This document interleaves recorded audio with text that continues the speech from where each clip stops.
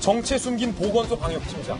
대구가 바이러스 폭탄을 맞았습니다. 대구 시민들의 마음은 찢어집니다. 그런데 대구 전체의 방역을 담당하는 분 중에 한 분인 분이 바로 대구의 보건소 방역팀장인데 그 팀장님이 코로나 확진 판정을 받았습니다. 그런데 뒤늦게 신천지다. 나 사실 신천지야. 라고 밝혀서 지금 가장 뜨거운 논란이 되고 있습니다. 방역팀장이 신천지라는 사실을 뒤늦게 밝힌 것. 여러분들은 어떻게 생각하십니까? 함께 보시죠. 뒤늦은 고백. 방역 담당자의 뒤늦은 고백.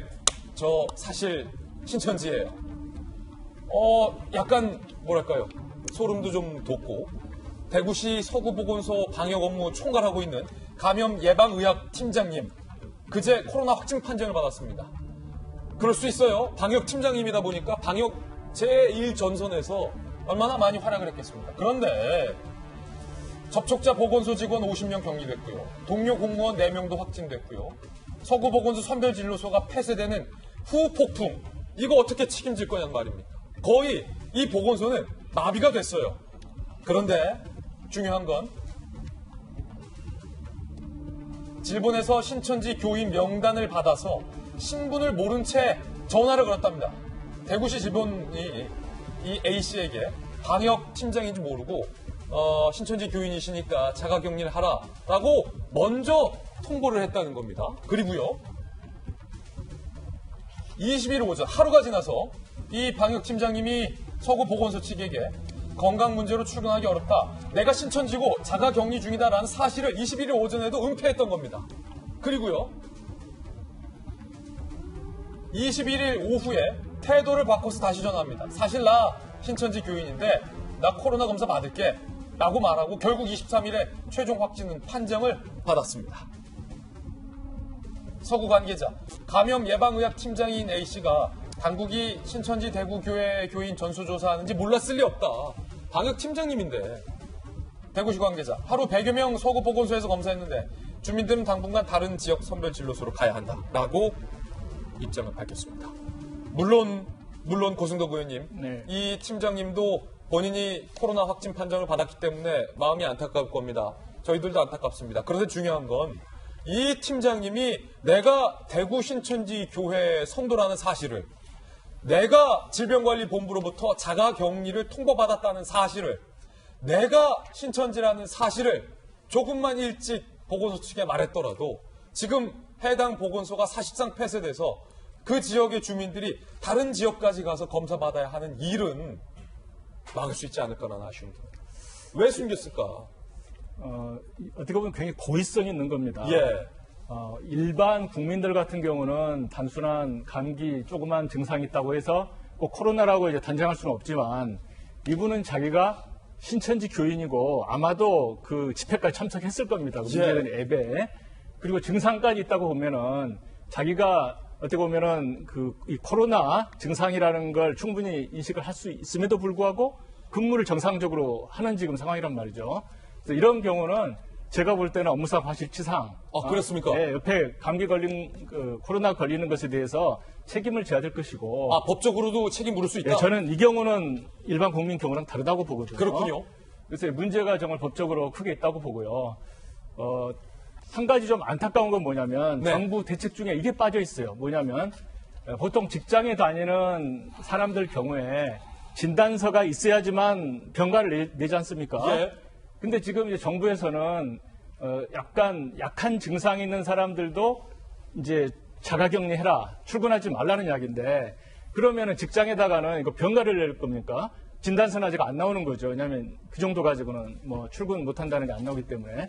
그래서 오히려 정부에서도 이런 경우처럼 좀 찝찝하게 코로나로 확진은 안 됐지만 예. 감기라든가 몸살로 자가격리라고 정부도 말하는 그 대상자에 대해서는 직장에다가 그것만 가지고도 불리가 없는 병가를 낼 수 있도록, 그러니까 병가 유사한 휴가죠. 낼 수 있도록 그 나라에서 풀어줘야 된다고 생각합니다. 이건 분명히 기준을 정해가지고. 그리고 이 방역팀장님은 고의성이 있기 때문에 법적으로도 사실은 처벌 가능하다. 본인이 신천지 교인 플러스 집회 참석 플러스 그 자가격리돼서 증상이 있다고 하기 때문에 이건 코로나일 가능성이 너무나 제가 볼 때는 그 확률이 높은 거죠. 이 세 가지를 다 고의적으로 숨겼다. 네, 그렇기 때문에 이건 굉장히 그 중징계 뭐 어떤 책임도 져야 되고 그렇다고 생각합니다. 그래서 저는 지금 고승덕 의원님 말씀하신 것 중에 자가격리 대상에 대한 경과 처리가 되게 중요하다고 생각하고요. 신천지 경우도 그렇게 생각해요. 이분들이 25만 명 뭐 그렇게 말하잖아요. 그럼 우리 25만 명이요. 예, 인구가 5천만 명인데 0.5% 200명에 한 명 정도죠. 어마어마하네요. 아주 어린 애들이라든지 아주 노인 빼고는 비율이 더 높겠죠. 그럼 지금 이분들이 자가격리 시켜야 되는데 지금 이 사회적 분위기에서 회사에다가 제가 신천지 신도를 해가지고요. 자가격리 해야 될 것 같아요. 말할 수 있겠어요? 부장님, 저는 드릴 말씀이 있습니다. 네.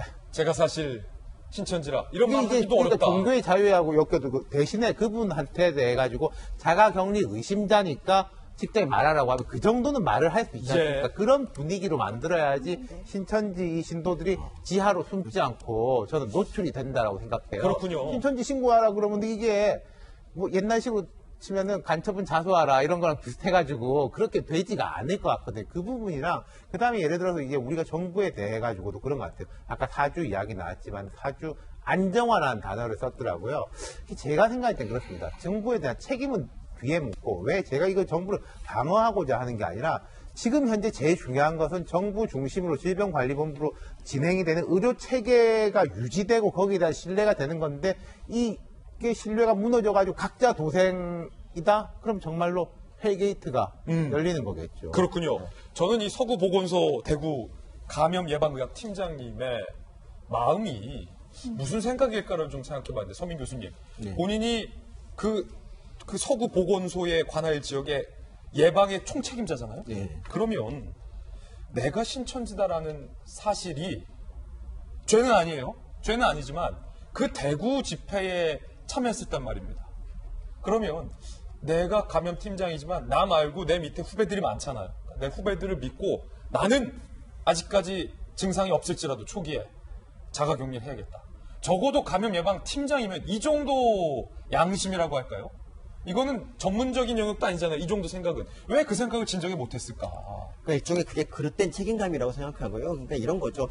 내가 팀장인데 내가 신천지, 그러니까 내 코로나 걸려서 빠지면 우리 방역팀은 어떻게 되는가에 대한, 그러니까 방역팀이 지금 굉장히 인력이 모자라고 막 그런 와중인데 자기가 빠지면 안 된다는 그런 그릇된 잘못된 생각을 했습니다. 근데 그렇군요. 그러니까 우리나라 문화 자체가 예전부터 뭐 감기 걸리거나 이러면 이제 쉬는 게 쉬기보다는 병원 가서 센 항생제 같은 거 먹고 주사 맞으면서 다시 회사를 나가는 거를 미덕으로 쳤지 않습니까? 그래서 이분도 아마 좋게 본다면 그런 의미에서 이제 그냥 아마 그러니까 뭐 일부러 사람들을 뭐 감염시키려고 그런 게 아니라 저는 그런 면에서 조금은 이해되는 측면이 있는데 이 정부가 좀 잘못한 것 중에 하나가 이 감염병 확산 초창기에 그 자가격리를 어기거나 이런 사람들에 대해서 처벌을 좀 확실히 하는 법을 뭐 명령을 만들거나 이랬으면 참 좋았을 뻔했습니다. 예. 이 31번 환자 같은 경우도 사실 그 자가격리 안 해서 되게 많이 확산시켰지 않습니까? 그러니까 그런 법이 있으면 이분도 아마 미리 자수를 하지 않았을까 이 생각을 좀 합니다. 그렇군요.